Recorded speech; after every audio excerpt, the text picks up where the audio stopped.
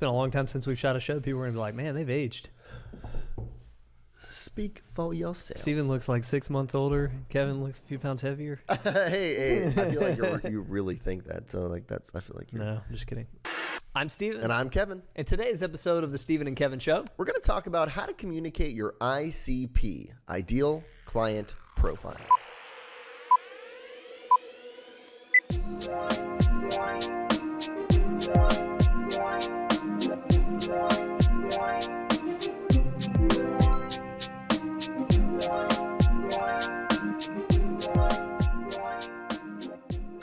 welcome back, everybody. This is episode number 54 of the Steven and Kevin Show. If you were curious, like I was, ICP is not the insane clown posse. It is, in fact, the ideal client profile. I doubt that more than one of you had that same thought. Yeah, most likely they didn't. But Google it. They're a pretty funny group. Today's going to be an interesting call. We're going to talk about how to communicate that to clients so that they know kind of what you're looking for and what to be on the lookout for with new business opportunities. Before we get into that, I want to share just a quick personal story with you, but it relates to the show. And it's a little embarrassing. So recently, as you know, Steven, I went on vacation. We went to the Outer Banks, to the beach, and this was kind of it was not a planned vacation. Michelle, my wife, her family, her mother and father and her brother, who's in 7th grade, which is interesting in itself. They went on this big family trip, and they had like 16 people totally. They went to the Outer Banks as this like big, all friends and family. They all know each other really well, really tight knit group. One of the families happened to back out last minute and had a room open. Mm-hmm. So they said, "Hey, Kevin and Michelle, you guys are in North Carolina. We're at the Outer Banks. Like, why don't you guys come join us?" So we did. And it was a little awkward at first because we didn't know anyone there. Right. So we're there at the beach house. They all know each other. They're a very tight-knit group. They're all friends and family, all play soccer together, and all the kids know each other. And we're there. And one morning, I'm up early, actually the first morning, and I had not looked at one of the most recent episodes of the Steven and Kevin Show. Believe it or not, I don't watch every episode back to back after it's produced. And I was sitting in one of, and this is a humongous house, by the way, but I'm like down in my room, and I was watching it on my phone. All of a sudden, Michelle, my mother-in-law, she starts yelling, "Kevin, Kevin," and I'm like, what's going on here? So I go upstairs, and I somehow, and by the way, all the family's upstairs. I don't know if you know what's happening here. All the family's upstairs, and I somehow pushed the show to the TV upstairs, and the kids were watching like some show, and all of a sudden they're all watching us on the big TV upstairs, and I'm telling you, there's like maybe 10 of them at that point, all up there watching it. And I was like, oh, they're like, "Is that you? Is that you on TV? Like, what is that?" And I was like, oh my gosh. And nobody believed that you'd done it on accident. No. You're like, this is your walkout music. You know, it was so embarrassing. Hyping up your entrance. Then I cannot get it to, I mean, it was not an Apple TV, which I'm used to in terms of pushing it to. It's like some other TV. I cannot figure out how I did it and how to stop it. So it's playing and playing and playing. They're all watching it and kind of like, they're curious and they don't know me. And I'm like, this is really, seems very self-serving. Then Michelle, my wife, comes up and she goes, "Why are you showing them all of your podcasts?" And I'm like, I didn't mean to do this. It was one of the most embarrassing moments for me as of late. So, do you think that it helped explain your ideal client profile to all of them in case they know any financial advisors in need of sales training? Yeah. So anyway, that's good stuff. Isn't Kevin. that embarrassing? I had not heard that. Really embarrassing. That is embarrassing. Yeah. Well, thank you for sharing. Yeah, you're welcome. You know, the power of the web. I will tell you one thing that's somewhat funny too. It's like, so one of the parents said that the moment that it came on, like all of a sudden it just turned on, that they said, "Oh my gosh, that guy looks like Leo," who's 2 years old, an older version of Leo. And it turns out it's me, right? Which actually made me feel good. I'm like, oh yeah, that's kind of cool. And then it all kind of... At least they didn't see the video come up and start, not knowing it was you, start clowning on the guy. Like, yeah, look at this guy. Great glasses. Oh, the other guy's pretty good, but the glasses guy, he's kind of nerdy and, anyway. So, hey, gang, today, it's interesting, but, we do want to make the bridge to how do you get your ideal client profile across to other people? Kevin did it unwittingly. The whole group now knows that he deals with financial advisors. But, the purpose of today is to talk about how do you get this idea across to your existing clients? One of the things that's interesting is clients have all kinds of ideas about how your business operates, what impact it has when you add new relationships, and whether or not that's going to detract from the service they get. People have all kinds of ideas about how busy you are, the feelings they get when they call your office and things sound a little bit hectic. Yeah. Yeah, that's true. And so, and I think that's a really good point. And part of what we want to get across is that we are open for business. Yeah. And so today we want to talk about a couple of different things. Number one, how to make sure they understand you've got some capacity and doing that tactfully, but also making sure they understand what type of people to send your way. Yeah, and just to really be clear, we're not talking about asking for referrals today, right? We're not going to be saying like, hey, Steven, like write down the names of some people. We're not talking about that. We're just talking about coaching your clients on what to be on the lookout for. Now, this concept came out of our word of mouth influence research report that we just launched. This report is fantastic, by the way. If you want a copy of it, go to oxley.com/giveaway. And we broke down the advisors in this report into 3 categories, and we really segmented them based on the number of unsolicited referrals they receive. We have one group that we call laggards, right? Those advisors receive between 0 and 2 referrals a year. We have another group called middlers. Middlers receive between 3 and 9 referrals a year. And then we had generators, which these are advisors who are getting 10 plus referrals every single year. Again, unsolicited referrals. And then we asked them a number of questions. And one of the things that came out of this study was that the generators felt like their clients knew their ideal client profile, which we were like, okay, that's interesting. So they're obviously they're communicating it probably a number of different ways, but they're making sure that their clients understand who they work best with. Yeah, absolutely. And this is a great, do download the report. It's a freebie giveaway, oxley.com/giveaway. And it's chock full of little things that you can do to elevate the number of referrals you get, all based on the research on those who bring in the most referrals, how they get, they're proactive with introduction approaches, they get social with them, they host events, they're really disciplined about all this, and it works. So check out that report. On the topic of making sure that people understand your ideal client profile, let's think through how that conversation could go wrong, right? You know, you don't want to come out with an overly salesy script about, Kevin, you know, we work great with people who are X, Y, and Z. Who do you know, right? That's not what we're after. We want to subtly drip the fact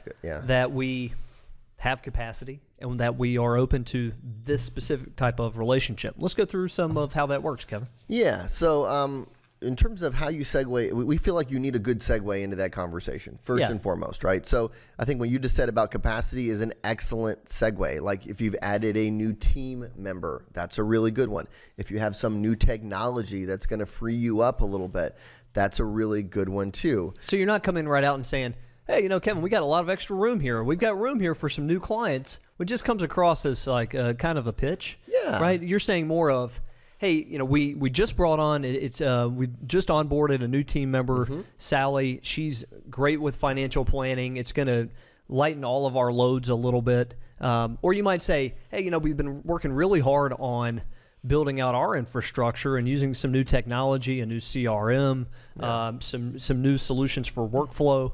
And we're excited about it. It just lets us all spend more time doing what we love best, which is spending time with our clients. Perfect. And, you know, something along those lines that says, that's hey, your segue. Yeah.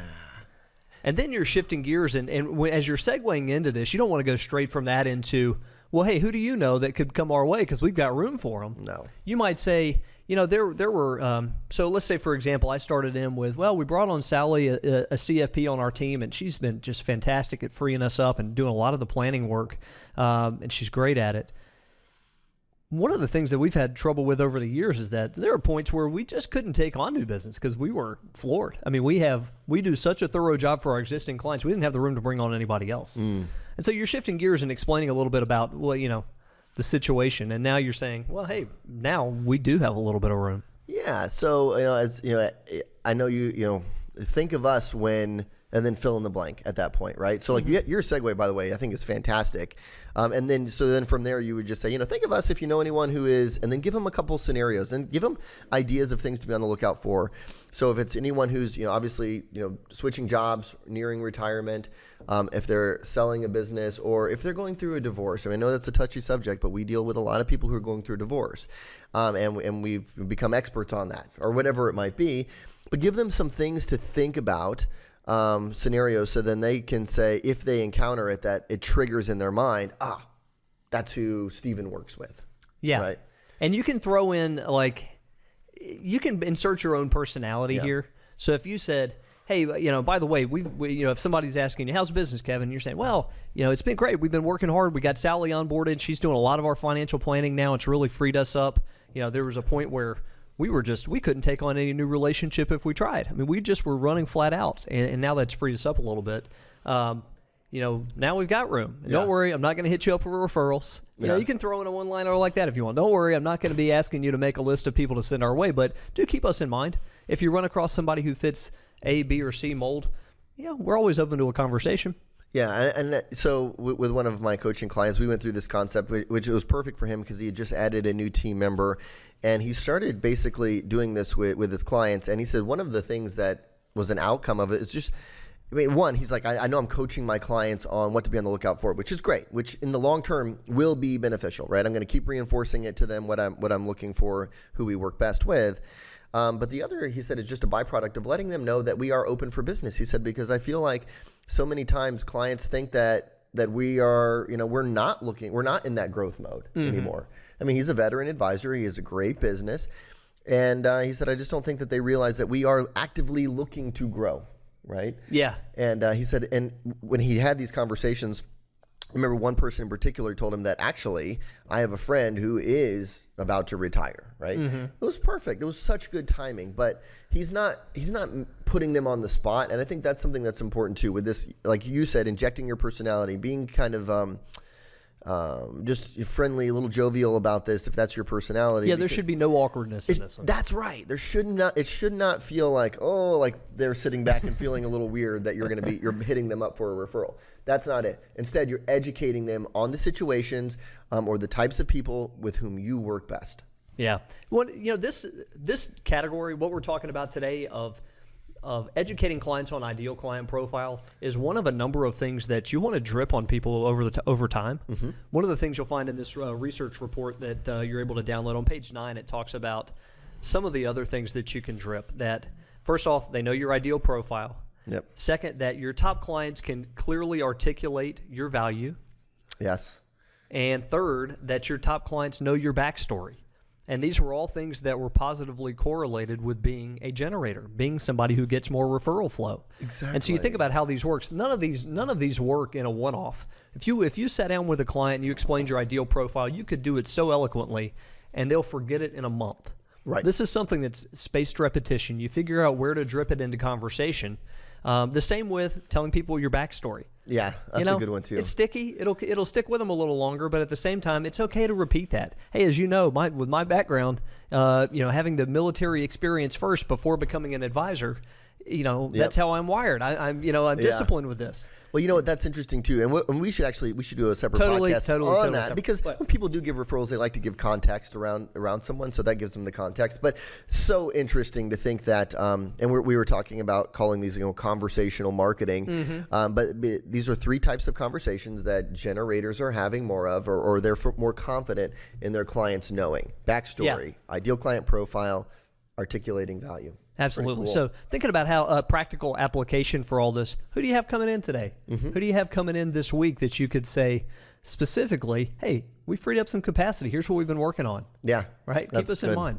One of the things with us internally is we have been over the past couple months just absolutely slammed with this new social media automation program that we have going on, and we are hiring someone new, which is fantastic, right? And which is going to free up some capacity for us. This is a really hot program, and we have a lot of people who are jumping all over it, and now we have some capacity. So if you know anybody who likes the idea of social media but doesn't have the time for it or the know-how necessarily, we're really good at it, and we can do it for you cost effectively. It's $500 a month, and we do all of your social media and do it better than anybody in the industry. So keep us in mind for that. We can run yours. I love the application if it wasn't pre-planned, I would feel better about it. But if you notice the fact that you can't get away from our marketing because we're all over the place. I had a guy tell me yesterday, he's like, man, you guys, I can't get away from you. I was playing Words with Friends with my wife, and there's an ad for you guys. Yeah. He's like, that, honestly, that's why I gave you guys a call today. A little bit of remarketing. Yeah. So basically, we can run some of the same stuff for you, and I think you'll like it. So give us a call if you're interested. Most firms we can work with a few exceptions. So let us know. Thanks for joining us, everybody. We'll catch you next time.